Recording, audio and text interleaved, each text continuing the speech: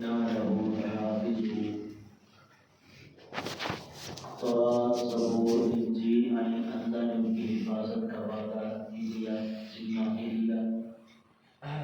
اس وقت کے یہودیوں نے عیسائیوں نے تورات اور انجیل میں تحریف کی، مشکل احکامات ختم کر دیے، جہاں جہاں حضور کی نشانیاں وہ مٹا دیا، سخت احکامات کو پھاڑ دیا، جلا دیا، اپنی اپنی مرضی سے آسان کتابیں لکھ کر کتاب بازار میں بیچنا شروع کر دی۔ جب قرآن کی باری آئی، اللہ نے فرمایا اس کتاب کا وعدہ ہم نے لیا ہے، ہم ہی قیامت تک اس کتاب کی حفاظت کریں گے۔ یہی وجہ ہے جتنے مرضی باہر کے لوگ ہیں، قادیانی ہے، انہوں نے اپنی مرضی کے قرآن بنائے اسی طرح، اور باہری ملکوں میں پاکستان میں الحمدللہ علماء کی کثرت ہے، مدارس کی کثرت ہے، باہر انہوں نے گھر گھر جا کے بانٹے، مفت تقسیم کیے، وہاں انہوں نے اپنی مرضی کے مسائل لکھے، لیکن یہ کامیاب نہ ہو سکے، اور قرآن کو مٹانے کی کئی بار کوشش کی گئی، نہ مل سکا۔ اللہ نے چھوٹے چھوٹے بچوں کے سینوں میں پورا قرآن محفوظ کر کے اس کی حفاظت کا وعدہ پورا کیا۔ وَلَقَدْ خَلَقْنَا الْإِنسَانَ مِنْ صَلْصَالٍ مِنْ حَمَإٍ مَسْنُونٍ۔ اللہ فرما رہے ہیں ہم نے انسان کو چپکتی ہوئی مٹی سے پیدا کیا، مٹی لی، پانی لیا، اس کا کاڑا بنایا، جیسے آٹے کا آٹا بناتے ہیں، پیڑا بناتے ہیں، اس طرح پیڑا بنایا، پھر ڈھانچہ بنایا، پھر اپنی طرف سے روح پھونکی، پھر انسان تیار ہوا، پھر ساری کائنات کو حکم ہوا آدم علیہ السلام کو سجدہ کرو، سب نے سجدہ کیا سوائے ابلیس کے۔ ابلیس نے انکار کر دیا، کیوں؟ تکبر کیا کہ میں اعلیٰ ہوں، یہ مٹی سے بنا، یہ ادنا ہے، اعلیٰ ادنا کو سجدہ کیسے کرے، میں بڑا ہوں، انسان چھوٹا ہے، اپنے آپ کو بڑا سمجھا۔ اللہ نے دنیا آخرت میں ذلیل و رسوا کر دیا۔ آگے حضرت لوط علیہ السلام کے واقعے کی طرف اشارہ ہے کہ فرشتے آئے، ابراہیم علیہ السلام کے پاس آئے، آپ کو کل بھی میں نے بتلایا کہ بیٹے کی خوشخبری سنائی، پوتے کی خوشخبری سنائی، اسحاق علیہ السلام کی، پھر پوتے یعقوب علیہ السلام کی خوشخبری سنائی، پھر آگے چلے قوم لوط پر عذاب لے کر آئے، پوری بستی کو الٹا کر دیا، اسی طرح اندھا کر دیا پوری قوم کو، جی ہماری سب کے کلیجے پھٹ گئے۔ اللہ فرمایا میں سخت عذاب بھیجا کیونکہ جرم بہت بڑا تھا۔ وَلَقَدْ آتَيْنَاكَ سَبْعًا مِنَ الْمَثَانِي وَالْقُرْآنَ الْعَظِيمَ۔ اس آیت مبارکہ میں سورہ فاتحہ کا ایک نام بھی ہے کہ سبع من المثانی، اور سورہ فاتحہ کو سبع من المثانی بھی کہتے ہیں، 7 آیات ہیں۔ وَاعْبُدْ فَسَبِّحْ بِحَمْدِ رَبِّكَ وَكُن مِّنَ السَّاجِدِينَ وَاعْبُدْ رَبَّكَ حَتَّىٰ۔ اللہ فرمایا اے نبی آپ اپنے رب کی کثرت کے ساتھ تعریف کریں اور اپنے رب کی عبادت کریں۔ کوئی مانے گا ٹھیک ہے، کوئی نہیں مانتا اپنا نقصان کر رہا ہے، آپ اپنی دعوت چلاتے رہیں۔ سورۃ النحل، نحل کا معنی شہد کی مکھی، اس سورت میں چونکہ شہد کی مکھی کا ذکر ہے، اس مناسبت سے سورت کا نام سورۃ النحل رکھا۔ اس آیت کے شروع میں اللہ نے بیان کیا ہے ہم نے تمہارے لیے زمین بنائی، آسمان بنائے، مخلوقات بنائی، درخت، اسی طرح تمہارے لیے ہم نے پرندوں کا انتظام کیا، جانوروں کا انتظام کیا، والخیل والبغال، خچر کا انتظام کیا، گھوڑوں کا انتظام کیا۔ فرمایا یہ تمہارے لیے زینت بھی ہے، تمہارے لیے سواری کا ذریعہ بھی ہے، تمہارے سامان کو بھی ایک جگہ سے دوسری جگہ لے کر جاتے ہیں، تمہارے لیے اس میں فائدے ہی فائدے رکھے ہیں۔ پھر فرمایا سمندروں کا پانی تمہارے لیے سمندر ہم نے بہا دیے، اس سے تم زیورات نکالتے ہو، سونا چاندی نکالتے ہو، سیراب ہوتے ہو، نہروں میں، پھر نہروں سے باغات کو سیراب کرتے ہو، یہ سارے تو سارے اللہ فرمایا تمہارے فائدے کے لیے ہم نے بنائے۔ وَإِن تَعُدُّوا، یہ ساری نعمتیں ذکر کر کے اللہ فرمایا اگر تم میری نعمتوں کو گننا چاہو، اللہ کی قسم تم میری نعمتوں کو نہیں گن سکتے، لا تحصوها، تمہارے کمپیوٹر فیل ہو جائیں گے، تمہارے کیلکولیٹر فیل ہو جائیں گے، تم میری نعمتوں کو نہیں گن سکتے ہو، بے شمار لا تعداد۔ فرمایا میری تمہارے اوپر انعامات ہیں، احسانات ہیں۔ وما ارسلنا من قبلک الا، اللہ فرمایا اگر کسی مسئلے کا پتہ نہ ہو تو پھر پوچھ لیا کرو، فاسألوا، سوال کرو، کس سے؟ اہل ذکر، ہر اہل غیر سے نہیں، ہر پتو نتو غیر سے نہیں، ہمیں علم والوں سے پوچھا کرو۔ علم والوں سے مسائل پوچھیں گے قیامت کے قریب لوگ نئے علماء کو اپنا سردار بنا لیں گے اور علماء کو حقیر سمجھیں گے. یہ قیامت کی نشانیوں میں سے ہے. تو فرمایا علماء سے مسئلہ پوچھو، اگر کوئی مسئلہ نہیں ہے پتہ کر لو یہ عالم ہے کہ نہیں، اس نے پڑھا ہوا ہے یا نہیں پڑھا، مفتی ہے یا نہیں. پھر مسئلہ ہر داڑھی والے سے مسئلہ نہ پوچھو، ہر سر پہ پگڑی رکھنے والے سے مسئلہ نہ پوچھو. فرمایا علم والوں سے پوچھو جن کو اندر علم بھی ہو، پھر گمراہ نہ ہو. وَإِنَّ لَكُمْ فِي الْأَنْعَامِ لَعِبْرَةً. اللہ فرما رہے ہیں دیکھو ایک بھینس ہے، ہم نے اس میں تمہاری عبرت رکھی ہے. اس بھینس سے بھی تم اللہ کی قدرت کو پہچان سکتے ہو. گھاس ڈالتے ہو وہ پیٹ میں جاتا ہے، گوبر بھی بنتا ہے، دودھ بھی بنتا ہے، پیشاب بھی بنتا ہے. پھر فرمایا مجال ہے کہ دودھ میں پیشاب کی گوبر کی سمیل آ جائے یا رنگ تبدیل ہو جائے. ہم نے اندر سارا انتظام کیا ہے. گوبر علیحدہ ہے، پیشاب کی نالی علیحدہ ہے، دودھ کی نالی علیحدہ ہے. پھر 4 تھن ہیں، چاروں تھنوں میں پہنچانا. تو ایک بھینس سے اللہ فرمایا ہے میری قدرت پر ایمان آ سکتے ہیں. لیکن یہ عقل مندوں کے اور نہ سمجھنے والوں کے لاکھوں مثالیں دے دو تب بھی پیدا. تو فرمایا ایک بھینس سے تو میرے اوپر ایمان آ سکتے ہو. وَأَوْحَىٰ رَبُّكَ إِلَى النَّحْلِ أَنِ اتَّخِذِي. اللہ فرمایا شہد کی مکھی کو دیکھو گھر بناتی ہے، چھتا بناتی ہے. اس کے ایک چھتے میں 30,000 کھانے ہوتے ہیں، چھوٹے چھوٹے بھائی بھائی. ایک ملکہ ہے، پھر ایک بادشاہ ہے ان کی، پھر ایک ان کی وزیر خزانہ ہے، پھر ان کے چوکیدار ہیں. جو مکھی گند کھا کر آئے، غیر سے آئے، اس کو یہ اپنے چھتے میں نہیں آنے دیتی. کسی اور چھتے کی مکھی آئے اس کو یہ اپنے چھتے میں داخل نہیں ہونے دیتے. لیکن کا پورا نظام ہے 3 ہفتے کے اندر 12,000 انڈے دیتے ہیں. پھر فرمایا اس مکھی کے اندر اللہ نے یہ خاصیت رکھی ہے، کوئی بندہ ایک چھتے کی ایک مکھی کو پکڑے، اس کو بند کر دے، پھر اس کو انڈیا چھوڑ کر آ جائے، عرب ممالک میں لے جائے. فرمایا وہ فوراً اپنے چھتے میں واپسی آ جائے.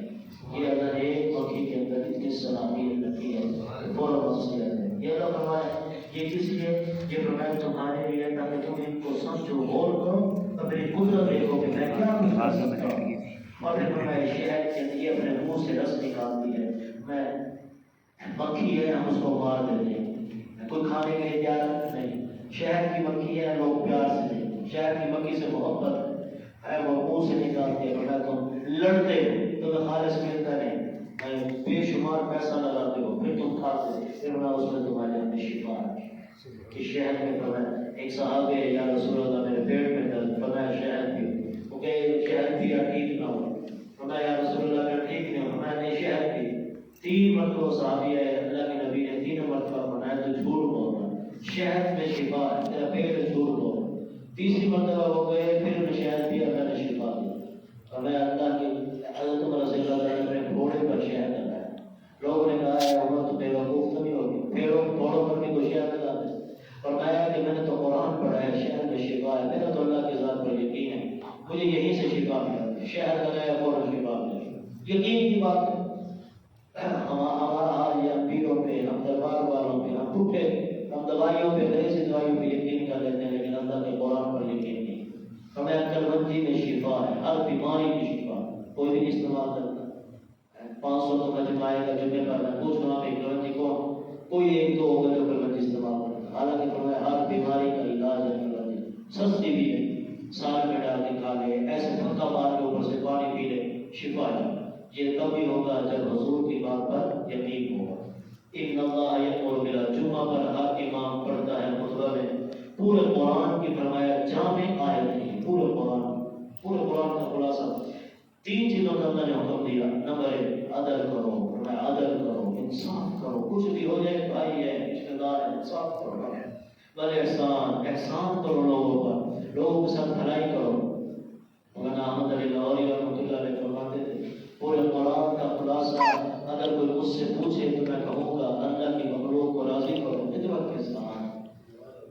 وہی قائد القربہ، رشتے داروں کو دو، رشتے داروں کے ساتھ اس نے سلوک کا معاملہ کرو. 3 چیزوں سے روکے، بے حیائی سے روکے، بری اور گندی باتوں سے روکے، باحیات باتوں سے روکے. تیسرا فرمایا سرکشی اور ظلم سے روکا ہے.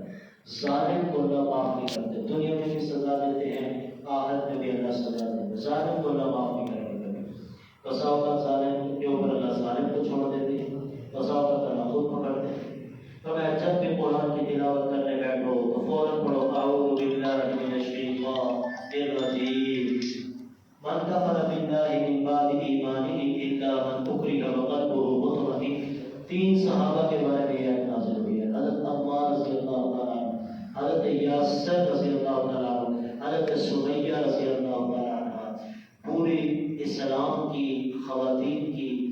امت کی سب سے پہلی شہید ہیں حضرت سمیہ، پہلی خاتون ہیں جنہوں نے اسلام کے نام پر عورت ہو کر، نازک ہو کر اسلام کے نام پر جان شہادت قربانی دے دی، لیکن ایمان جو مشرکین مکہ نے کہا اے سمیہ کلمہ چھوڑ دے ورنہ ہم تیرے دو ٹکڑے کر دیں، فرمایا جو مرضی کرو۔ اب سمیہ کے دل سے ایمان ہی نہیں کر سکتا۔ ابو جہل نے ایک اونٹ کے ساتھ ایک ہاتھ باندھا، ایک پاؤں باندھا، دوسرے اونٹ کے ساتھ دوسرا پاؤں باندھا، دونوں کو مخالف صفت میں چلایا، تیز بھگایا، درمیان سے چیر دیا، دو ٹکڑے ہو گئے۔ پہلی خاتون ہے یہ اسلام کی، یہ نام رکھا کرو اپنی بیٹیوں کے، اپنی بچیوں کے۔ اس سے نمبر ایک پہلے یہ ہوگا صحابیات کا اثر آئے گا، دوسرا جو ہے ہمیں صحابیات کی زندگی کا پتہ ہوگا۔ ہم کیا کہہ رہے ہیں نیا نام ہو، نیا نام ہو، نیا نام ہو، یہ نئے نام ہے، ان جیسے نام رکھو۔ پہلی خاتون ہے، کس کو پتا ہوگا؟ کسی کو پتا نہیں، تو یہ نام رکھیں گے تبھی اس صحابیات کی زندگی پتا ہوگی۔ دو ٹکڑے کر دیا، سارے لوگوں نے دیکھا، حضرت یاسر رضی اللہ عنہ کا گرم تیل میں لٹایا، انہیں کلمہ چھوڑنا نہیں چھوڑ سکتا، کلمہ جو مرضی کرے ابو جہل نے گرم تیل کے اندر ڈال دیا، جب کے راک ہو گئے لیکن کلمہ نہیں چھوڑا۔ یہ اسلام کے سب سے پہلے شہید ہیں، ان کی فضیلت کے اندر ہدایت نازل ہوئی۔ ان ابراہیم کان امۃ قانتا، آخری صفحے پر آخری رکوع میں جو میں سے بارے کہ ابراہیم علیہ السلام کی صفات اللہ نے بیان۔ ابراہیم علیہ السلام بڑے فرما بردار ہیں، بڑے نیک ہیں، وہ مشرک نہیں ہیں، بڑے شکر گزار ہیں اپنے رب کی نعمتوں پر۔ اللہ نے ان کو سیدھے رستے پر چلایا، انہیں اللہ نے دنیا میں بھی دیا، اللہ ان کو آخرت میں بھی دیں گے۔ اللہ نے ان کو دنیا کا امام، ساری ان کی خوبیاں بیان کی جا رہی ہیں۔ کیسے انسان ہے، قرآن کی خوبیاں بیان کرے گا۔ ادعو الی سبیل ربک بالحکمۃ والموعظۃ الحسنہ وجادلھم باللتی ہی احسن۔ جو داعی ہو، دعوت دینے والا، بیان کرنے والا، باعث تبلیغ کرنے والا، اس کے اندر یہ تین صفات ہونا ضروری ہے، ورنہ ایسے داعی نہ بنے۔ نمبر ایک، اس کو حکمت کا پتہ ہو کہ بات کرنے کا ڈھنگ بھی آتا ہی نہیں آتا، لوگ کہیں متنفر تو نہیں ہوتے، کہیں ایسا تو نہیں پہلے اس کا نام سنتے ہی بھاگ جائیں، میں ایسا تو نہیں میں حکمت کو اس کو پتہ ہو کہ میں کیسے لوگوں کو قائل کروں گا، کیسے لوگوں کو قائل کروں۔ جیسے اللہ نے یہ فن حضرت مولانا طارق نبیل دعوت برکاتہ عالیہ، بڑے بڑے ایکٹر، فلم ہیرو، بڑی بڑی لڑکیاں آ کر آپ کا غور اور توجہ سے بیان سنتی ہیں، آپ قائل کرتے ہیں، مانوس کرتے ہیں، دعوت دینے کا طریقہ۔ دوسرا فرمایا بلغوا عزت اللہ، اچھی بات کرنی ہے، تانا نہیں دینا ہے۔ بعض لوگوں کی عادت ہوتا ہے تو بڑھایا ہوگا تمہیں، یہ 2 دن نماز پڑھنے آ رہے، لوگوں کو ایسی بات کر دیتے ہیں، ان کا ذہن خراب ہو جاتا ہے۔ میں تانا نہیں دینا، اچھی بات کرنی ہے، نرم۔ تیسرا فرمایا اگر کوئی جھگڑا کرے، ہر طرح کا بندہ مزاج کے لوگ ہیں، اگر کوئی الٹی سیدھی بات کرے تو فرمایا تمہیں پتہ ہو احسن سے احسن طریقے سے گفتگو کرو۔ اگر تمہیں مسئلے کا پتہ نہیں ہے تو کہو بھائی تمہیں عالم سے رابطہ کرنا ہے، مجھے اس بارے میں بس چپ ہے۔ سورۃ بنی اسرائیل بدر سے بارے کی پہلی آیت میں اللہ تبارک و تعالیٰ نے حضور علیہ السلام کی معراج کا ذکر کیا ہے۔ ہمارا عقیدہ ہے آپ علیہ السلام کو اللہ نے جسمانی اور روحانی اور بیداری کی حالت میں معراج کروائی، 7 آسمانوں کی، 7 جنت کے جہنم کے نظارے دکھائے، آمنے سامنے دیدار ہوا، یہ ہمارا عقیدہ ہے۔ حضور نے معراج کی ہے۔ فَإِذَا جَاءَ وَعْدُ أُولَاهُمَا بَعَثْنَا عَلَيْكُمْ عِبَادًا لَنَا أُولِي بَأْسٍ شَدِيدٍ۔ میں نے پہلے بھی بتایا اللہ کی سزا دینے کے مختلف طریقے ہیں۔ بس اوقات اللہ خود پکڑ لیتا ہے، بس اوقات اللہ ظالم پر ظالم کو چھوڑ دیتے ہیں۔ ایک ظالم ہوتا ہے، اس پر دوسرے اس سے بڑے ظالم کو چھوڑ دیتے ہیں۔ یہودیوں نے بڑا ظلم کیا، وقت کے پیغمبروں کو قتل کیا، بڑی بدماشی کی انہوں نے، اللہ نے اس کے اوپر ان سے بڑے ظالم بخت نصر کو چھوڑ دیا۔ یہ بخت نصر کی پوری دنیا میں حکومت تھی۔ 2 ایسے بادشاہ گزرے ہیں کافر جن کو اللہ نے پوری دنیا میں حکومت دی تھی، ایک نمرود جو ابراہیم علیہ السلام کے مقابلے میں ہے، دوسرا بنی اسرائیل میں یہ بخت نصر، اس کو بھی اللہ نے پوری دنیا پر حکومت دی تھی، بہت بڑا ظالم تھا۔ اس نے تمام یہودیوں کا بنیاد بیٹ کر کے رکھ دیا، جو ہے پھر یہودیوں کو سبق سکھایا، پھر پورے یہودیوں کی جرأت نہ تھی کہ کسی کے خلاف بول کر نکالیں، مسلمانوں کو تنگ کر، پھر انہوں نے بیت المقدس کو فتح کیا، کافی عرصہ چلتا رہا۔ پھر آگے اللہ فرمایا حضرت عیسیٰ علیہ السلام کا جب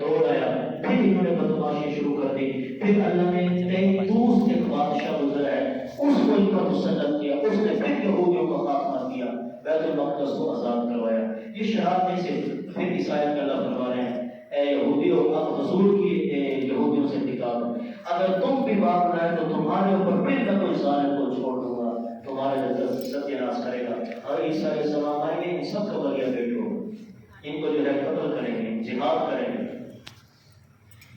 وَقَضَىٰ رَبُّكَ أَلَّا تَعْبُدُوا إِلَّا إِيَّاهُ اللہ فرما رہے ہیں میری عبادت کرو والدین کے ساتھ اس میں سلوک کا معاملہ کرو انہیں اف بھی نہ کرو انہیں چھڑکو نہیں ان سے جب بھی بات کرو نرم گفتگو وہ جب بھی بات کرے دونوں ہاتھوں کو پھیلا دو اپنے پیسے میں سے ان کے لیے خرچ کرو جو کچھ تمہارے یہ سب تمہارے باپ کا ہے اور ان کے لیے دعا کرو رب ارحمہما کما ربیانی جس نے یہ دعا پڑھی فرمایا اس نے ماں باپ کا حق ادا کیا ہے.